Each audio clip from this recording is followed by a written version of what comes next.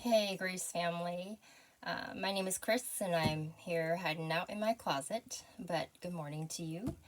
Um, yeah, so in this season of quarantine, I have been thinking a lot about rest.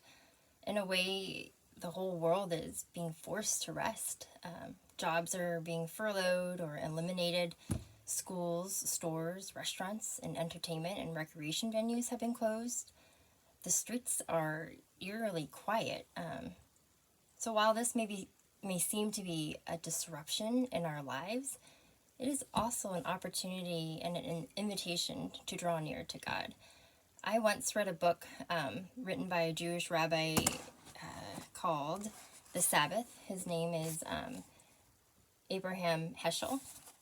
And he said something that I found very profound. He said that if we don't Sabbath, that is to stop, to rest, to delight, and to worship, the Sabbath will come for us in one way or another.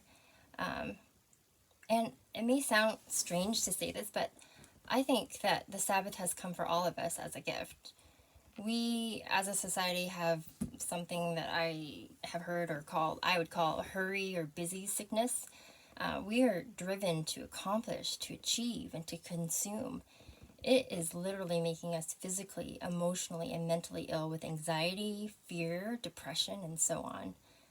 The Sabbath is an invitation to enter God's rest, to cease from worrying, from striving, from accomplishing, accumulating, achieving, consuming. This kind of rest, of ceasing, is an act of placing our trust in a God who has plans to prosper us and to give us a hope in a future.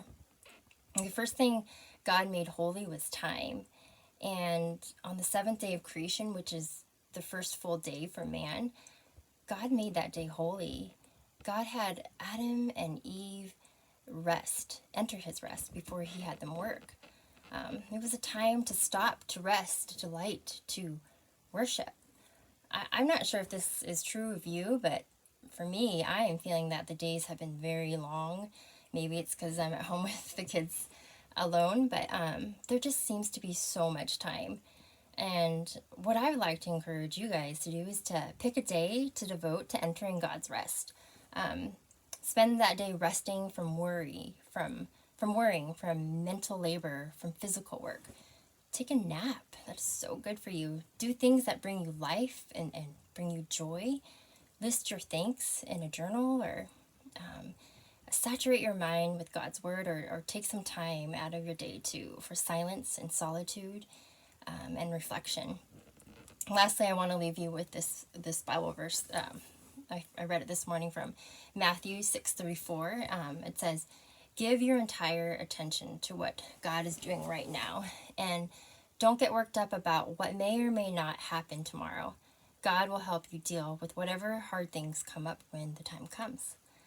So I hope this finds you well, and let's rest in this. Have a good day.